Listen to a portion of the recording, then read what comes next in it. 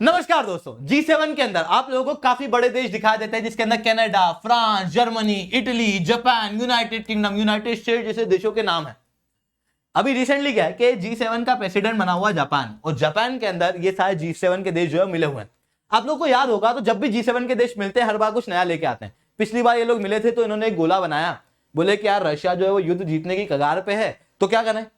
तो बोले कि यार एक काम करते हैं, ये जो सारा रशिया युद्ध लड़ रहा है वो तेल का व्यापार करते करते लड़ रहा है, एक काम करते हैं तेल के व्यापार में नुकसान दे देते हैं।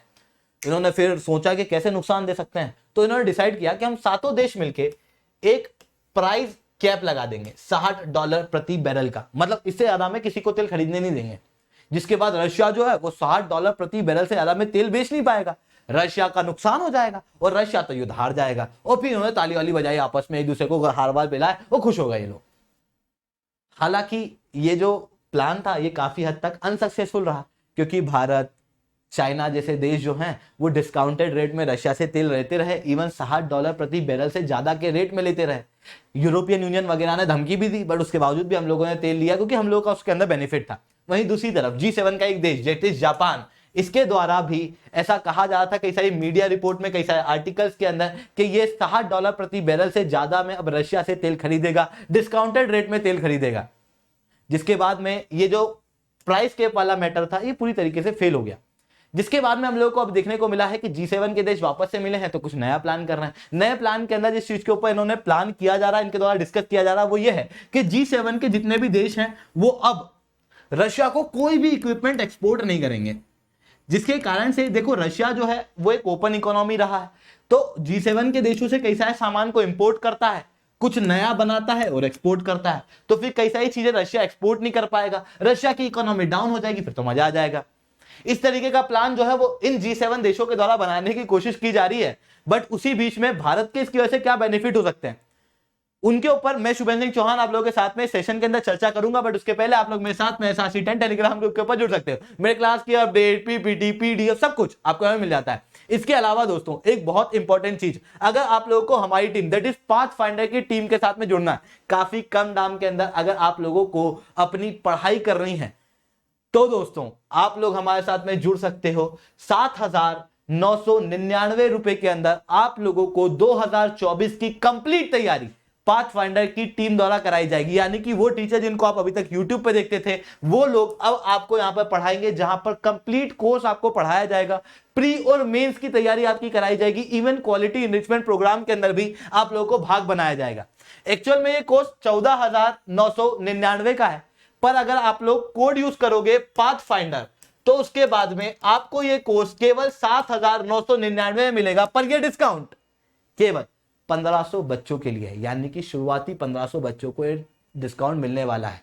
तो याद रखो सीट बहुत जल्दी फिल हो रही है, नीचे लिंक दी हुई है, जल्दी से जाओ एनरोल करो। 1 जून से ये कोर्स जो है वो शुरू होने वाला है। तो चलिए दोस्तों आप समझने की कोशिश करते हैं कि यहां पर क्या हुआ। देखो मैंने कहा कि रशिया के ऊपर एक्सपोर्ट के ऊपर बैन लगाने की कोशिश G7 देशों के द्वारा की जा रही है, यानी कि G7 देश जो है वो अब रशिया को कोई भी सामान नहीं देंगे, इस चीज के ऊपर डिसीजन लेने की बात की जा रही है। अब इसकी वजह से भारत के ऊपर, रशिया के ऊपर क्या असर पड़ने वाला उसे समझने के पहले ये समझो कि किन चीजों का इंपोर्ट रशिया करता था G7 देशों से, जिसके अंदर आपको टॉप 4 चीजें जो देखने को मिलेगी वो आपकी नजरों के सामने है। सबसे पहली चीज, मशीनरी और इक्विपमेंट का भारी इंपोर्ट रशिया G7 देशों से करता था। लगभग $29 बिलियन का इंपोर्ट किया था सितंबर 2021 तक, 2021 के अंदर। केमिकल के अंदर $20 बिलियन का, व्हीकल के अंदर $13 बिलियन का, और फूड और एग्रीकल्चर प्रोडक्ट में $9 बिलियन का।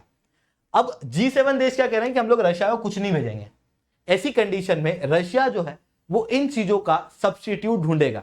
सब्स्टिट्यूट होगा भारत। क्यों? क्योंकि भारत इन चीजों के अंदर बहुत बेहतर है, खास रूप से केमिकल के अंदर। सबसे ज्यादा केमिकल की मैन्युफैक्चरिंग आज के समय पे भारत के अंदर देखने को मिल रही है। खास रूप से फार्मास्यूटिकल इंडस्ट्री भारत के अंदर बहुत तेजी से ग्रो हो रही है। इवन भारत जो है वो कह रहा है कि हम लोग वर्ल्ड की फार्मास्यूटिक्स बन सकते हैं, हम लोग वर्ल्ड का एक दवा खाना बन सकते हैं। तो हम लोग उसके ऊपर प्लान कर रहे हैं। ऐसी कंडीशन के अंदर ये जो $20 बिलियन है इसको रिप्लेस जो है वो भारत करेगा। $29 बिलियन का ये जो मशीनरी और इक्विपमेंट की मैन्युफैक्चरिंग है, ये लो लेवल के मशीनरी और इक्विपमेंट हैं जो भारत के अंदर बनते हैं। रशिया जो है वो इन चीजों का और ज्यादा अब भारत से इंपोर्ट करेगा। Even Bharat make in India production linked incentive ये सब चलाता है, तो रशिया को इन चीजों से बेनिफिट होगा। और रशिया क्या करेगा, भारत से इन चीजों को इंपोर्ट करेगा। ऐसी कंडीशन में मेक इन इंडिया, पीएलआई और ज्यादा प्रमोट होने वाले हैं और ज्यादा जॉब जो है वो भारत के अंदर क्रिएट हो सकेंगी। इतना ही नहीं दोस्तों, ऑटोमोबाइल सेक्टर के अंदर कार, ट्रक और दूसरे मोटर व्हीकल के अंदर $13 बिलियन का इंपोर्ट G7 देशों से अभी तक रशिया करता था। अब अगर आप भारत को देखोगे तो भारत का एक्सपोर्ट व्हीकल के अंदर लगातार बढ़ रहा है। आप इस डाटा के अंदर क्लियरली देख सकते हो व्हीकल के एक्सपोर्ट को, जहां पर भारत का एक्सपोर्ट जो है वो पहले कम था, अब बढ़ता हुआ दिखाई दे रहा है। ऐसी कंडीशन में भारत और ज्यादा रशिया को एक्सपोर्ट कर पाएगा तो रशिया का भी फायदा होगा, रशिया की सप्लाई चेन मेंटेन होगी, साथ में भारत के अंदर जो ऑटोमोबाइल सेक्टर है वो और ज्यादा ग्रो कर पाएगा। साथ में फूड और एग्रीकल्चर प्रोडक्ट, इस पे तो मैं क्या ही बोलूं, आप सब लोगों को पता है कि भारत इसके अंदर कितना बेहतर है। भारत जो चीजों को एक्सपोर्ट करता है उसके अंदर आपको चावल देखने को मिलते हैं। भारत विश्व का 4% तक एग्रीकल्चर गुड्स का एक्सपोर्ट करता है। रशिया के अंदर भी उन चीजों की डिमांड है, तो रशिया जो है वो अब G7 देशों से भारत को रिप्लेस करेगा और भारत का प्रयोग करेगा अपनी सप्लाई चेन के लिए, जिसके कारण से भारत का एक्सपोर्ट जो है वो रशिया के अंदर बढ़ेगा। अब रशिया के अंदर अगर भारत का एक्सपोर्ट बढ़ेगा तो ऐसा क्यों होगा, वो ऐसा किस तरीके से होगा, इसकी वजह से क्या क्या बेनिफिट भारत को देखने को मिलेंगे, थोड़ा सा उसे समझने की कोशिश करो। सबसे पहली चीज, सबसे पहला बेनिफिट जो हम लोग को देखने को मिलेगा वो है रशिया चाइना एक्सिस। अभी तक हम लोग ये कह रहे थे कि रशिया और चाइना के बीच में बहुत अच्छी दोस्ती हो रही है, जिसके कारण से भारत के ऊपर थ्रेट हो सकता है। बट यहां पर अब क्या होगा कि रशिया की डिपेंडेंसी भारत के ऊपर बढ़ेगी। सर भारत के ऊपर ही क्यों बढ़ेगी, चाइना पे भी तो बढ़ सकती है, चाइना भी तो ये सारी चीजें मैन्युफैक्चर करके दे सकता है। बिल्कुल दे सकता है, पर चाइना की अभी हालत थोड़ी सी खराब चल रही है, क्योंकि पिछला कोविड आपको याद होगा, भयंकर लॉकडाउन जो है वो चाइना के अंदर लगाया गया, जिसके कारण से चाइना की मैन्युफैक्चरिंग काफी हद तक रुक गई थी। इवन चाइना के अंदर एजिंग पॉपुलेशन देखने को मिल रहा है। चाइना के अंदर आबादी जो है वो तेजी से बढ़ नहीं रही है, अब वो घटने लग रही है। ऐसी कंडीशन में चाइना के लोग ना ज्यादा पैसे की डिमांड कर रहे हैं, तो चाइना के पास में जो अभी तक चीप लेबर था वो चीप लेबर नहीं रह गया। इवन दूसरी कंट्री जो है वो चाइना के अंदर जो अभी तक मैन्युफैक्चरिंग कर रही थी वो अपनी मैन्युफैक्चरिंग यूनिट को अब चाइना से निकालने की कोशिश कर रही है, जिसके कारण से अब चाइना का कहीं ना कहीं हम लोगों को मैन्युफैक्चरिंग सेक्टर के अंदर डाउनफॉल देखने को मिल रहा है। ऐसी कंडीशन में कहीं पे ये इंडस्ट्रीज जा सकती थी तो वो था वियतनाम वगैरह। अब क्या है कि यहां पर एक भारत भी बड़ा स्टेक होल्डर है जहां पर ये इंडस्ट्रीज आ सकती हैं और आ भी रही हैं। इवन आप एप्पल वगैरह देख सकते हो, भारत के अंदर एप्पल के स्टोर्स वगैरह खुलने लग रहे हैं। ऐसी कंडीशन में रशिया जो है उसकी डिपेंडेंसी भारत पे ज्यादा रहेगी एज कंपेयर टू चाइना। दूसरा कि रशिया और भारत के बीच में रूपी रूबल एग्रीमेंट। अब अगर आप रूपी रूबल एग्रीमेंट को देखोगे तो उसके अंदर क्या गड़बड़ हो रही है, गड़बड़ ये हो रही है कि रशिया भारत के अंदर बहुत एक्सपोर्ट करता है, जिसके कारण से रशिया के पास में रूपी बहुत ज्यादा आ चुका है।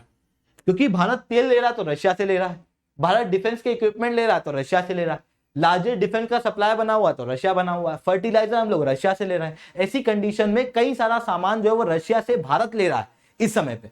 ऐसी कंडीशन में रशिया जो है उसको हम लोग रुपये के अंदर पेमेंट कर रहे हैं। रशिया के पास में बहुत सारा रुपया पड़ा हुआ है, पर रशिया उस रुपए का यूज क्या करे, क्योंकि भारत से वो अभी तक ज्यादा इंपोर्ट करता नहीं था। अब क्या है कि G7 देशों से जब एक्सपोर्ट होना बंद होगा रशिया को, क्योंकि G7 देश कह रहे हैं हम लोग कुछ भी एक्सपोर्ट नहीं करेंगे, तो रशिया को इस रुपये का यूज करने का मौका मिलेगा और रशिया भारत को कहेगा कि हम भारत से इंपोर्ट कर लेंगे इन सारी चीजों को। यानी कि G7 देशों को रशिया के लिए अब भारत जो है वो रिप्लेस करेगा। ऐसी कंडीशन में भारत जो है वो रशिया के लिए और ज्यादा इंपॉर्टेंट हो जाएगा, भारत में और ज्यादा जॉब क्रिएट होंगी, भारत का एक्सपोर्ट बढ़ेगा, करंट अकाउंट डेफिसिट जो है वो कम होगा। खास रूप से आप समझ रहे हो कि भारत का करंट अकाउंट डेफिसिट सबसे ज्यादा क्यों है, ऑयल के व्यापार की वजह से, क्योंकि भारत में ऑयल होता नहीं है। पर जितना अब हम लोग ऑयल खरीदेंगे रशिया से उतने का हम लोग रशिया को एक्सपोर्ट भी कर देंगे दूसरा सामान। ऐसी कंडीशन में ऑयल के व्यापार को हम लोग बैलेंस कर पाएंगे, जिसके कारण से भारत को काफी ज्यादा बेनिफिट होने वाले हैं। अगर G7 देश रशिया के ऊपर एक्सपोर्ट के ऊपर, रशिया के सारे एक्सपोर्ट के ऊपर बैन लगाए कि हम लोग किसी भी चीज को रशिया को एक्सपोर्ट नहीं करेंगे, तो उसका बेनिफिट जो है वो डायरेक्टली भारत को मिलने वाला है। तो दोस्तों आप लोगों को ये इनिशिएटिव कैसा लगा बिल्कुल से लाइक करना और नीचे SRC10 कमेंट करके आप लोग अपने ओपिनियन बिल्कुल से रख सकते हो। आज के लिए इतना ही दोस्तों। अगर आप लोगों को हमारी टीम के साथ में जुड़ना है, दैट इज पाथफाइंडर की टीम के साथ में जुड़ना है, जो टीम अभी तक टॉपर्स दे चुकी है, कई सारे बच्चों को पढ़ा चुकी है, हजारों बच्चों को अभी तक मेंटरशिप दे चुकी है, तो आप लोग हमारे साथ में जुड़ सकते हो। 7,999 रुपए के अंदर काफी कम दाम के अंदर ये सब्सक्रिप्शन दिया जा रहा है, जहां पर आपको इंडिया के टॉप एजुकेटर पढ़ाएंगे, अनअकैडमी प्लेटफॉर्म के ऊपर, जहां पर आप लोग हमारे साथ में जुड़ पाओगे और आपकी प्री और मेंस की सारी तैयारी अनअकैडमी के ऊपर हमारी टीम द्वारा कराई जा पाएगी। तो जाओ सब्सक्राइब करो, यहां पर पाथफाइंडर कोड का प्रयोग करो। याद रखना कि डिस्काउंटेड प्राइस आप लोगों के लिए उन्हीं बच्चों के लिए है जो शुरू के 1500 हैं। 1500 बच्चों को 14,999 नहीं बल्कि 7,999 के अंदर सब्सक्रिप्शन मिलेगा। बाकी बच्चों को फिर 14,999 के अंदर सब्सक्रिप्शन मिलने वाला है। तो जाओ सब्सक्राइब करो, पाथफाइंडर कोड का प्रयोग करो। दोस्तों आज के लिए इतना ही। जय हिंद, जय भारत।